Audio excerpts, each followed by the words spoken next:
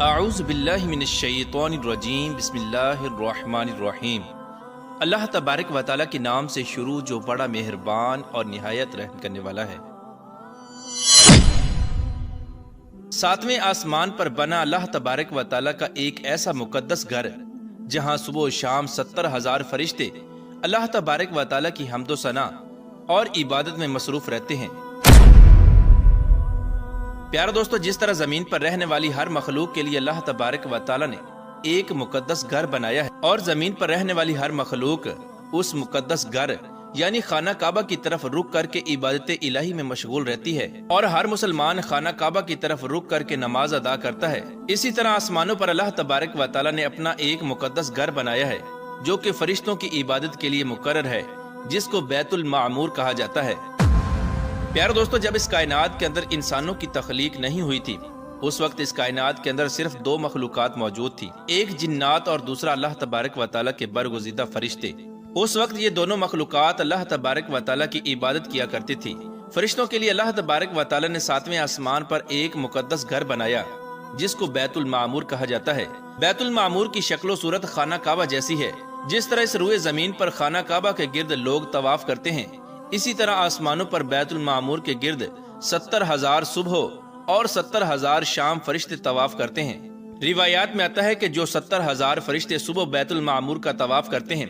اور جو 70,000 فرشتے شام کو بیت المعمور کا طواف کرتے ہیں، دوبارہ ان فرشتوں کی کبھی باری نہیں آتی، کیونکہ اللہ تبارک و تعالیٰ کے فرشتوں کی تعداد بہت زیادہ ہے اور ہر روز بے شمار فرشتے پیدا ہوتے ہیں۔ پیارے دوستو، بیت المعمور میں جتنے بھی فرشتے اللہ تبارک و تعالیٰ کی عبادت میں مصروف ہیں، ان تمام تر فرشتوں کی نیکیوں کو اللہ تبارک و تعالیٰ امت محمدیہ کے اندر تقسیم فرما دیتا ہے۔ پیارے دوستو، بیت المعمور کا ذکر اللہ تبارک و تعالیٰ نے قرآن پاک میں بھی فرمایا ہے۔ بیت المعمور کا ذکر حضور اکرم صلی اللہ تعالی علیہ وآلہ وسلم کی حدیث پاک میں بھی آتا ہے، اور بیت المعمور کا ذکر معراج شریف کی حدیث میں بھی ملتا ہے کہ جب حضور اکرم صلی اللہ تعالی علیہ وآلہ وسلم معراج کی رات 7ویں آسمان پر گئے، آپ نے دیکھا کہ حضرت ابراہیم علیہ السلام بیت المعمور کے ساتھ ٹیک لگا کر بیٹھے ہیں۔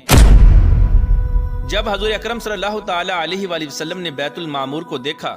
تو آپ صلی اللہ تعالی علیہ وآلہ وسلم نے جبرائیل علیہ السلام سے پوچھا کہ یہ کیا ہے؟ تو حضرت جبرائیل علیہ السلام نے فرمایا، تو حضرت جبرائیل علیہ السلام نے عرض کی کہ یا رسول اللہ صلی اللہ تعالی علیہ وآلہ وسلم، جس طرح زمین پر اللہ تبارک و تعالیٰ کا مقدس گھر خانہ کعبہ ہے، اسی طرح آسمانوں پر اللہ تبارک و تعالیٰ کا مقدس گھر بیت المعمور ہے، جہاں پر 70,000 فرشتے صبح اور 70,000 فرشتے شام کو اس گھر کا طواف کرنے کے لیے حاضر ہوتے ہیں، اور جو فرشتہ ایک مرتبہ اس گھر کا طواف کر لیتا ہے، دوبارہ ساری عمر اس کی باری نہیں آتی۔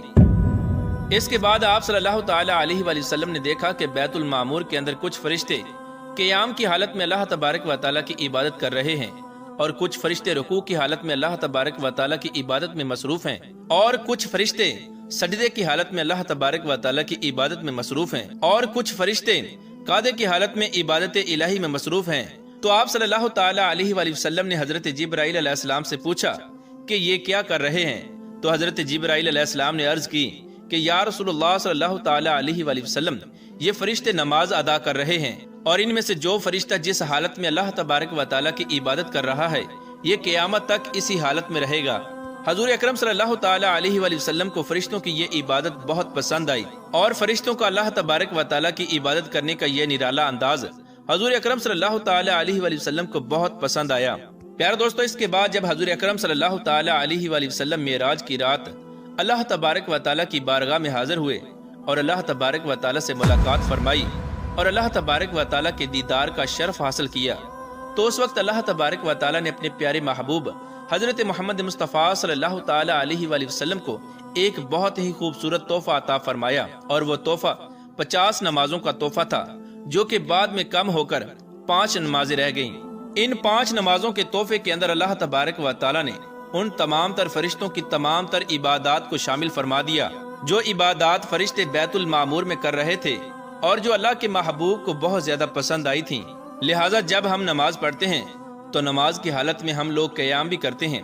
اور اللہ تبارک و تعالیٰ کی بارگاہ میں رکوع بھی کرتے ہیں، اور اللہ تبارک و تعالیٰ کے حضور سجدہ بھی کرتے ہیں، اور اللہ تبارک و تعالیٰ کے حضور قعدہ بھی کرتے ہیں۔ اس طرح ہم ایک ہی نماز میں فرشتوں کی تمام تر عبادات کو کر رہے ہوتے ہیں، اور ایک ہی نماز کے اندر اللہ تبارک و تعالی اپنے تمام تر فرشتوں کی عبادت کا ثواب ہمیں عطا فرماتا ہے۔ پیارے دوستو، اب بات کرتے ہیں کہ بیت المعمور کا مؤذن اور امام کون ہے۔ تو اس کے بارے میں حضرت علی رضی اللہ تعالی عنہ سے روایت ہے کہ حضرت علی رضی اللہ تعالی عنہ نے ارشاد فرمایا کہ بیت المعمور کا مؤذن حضرت جبرائیل علیہ السلام ہے اور بیت المعمور کا امام حضرت میکائیل علیہ السلام ہیں، جو تمام فرشتوں کی امامت کرواتے ہیں اور ان کو بیت المعمور میں نماز پڑھاتے ہیں۔ اللہ تبارک و تعالی سے دعا ہے کہ اللہ تبارک و تعالی ہمیں ہر وقت اپنی عبادت کرنے کی توفیق عطا فرمائے اور ہمیں پانچوں نمازیں با جماعت ادا کرنے کی توفیق عطا فرمائے۔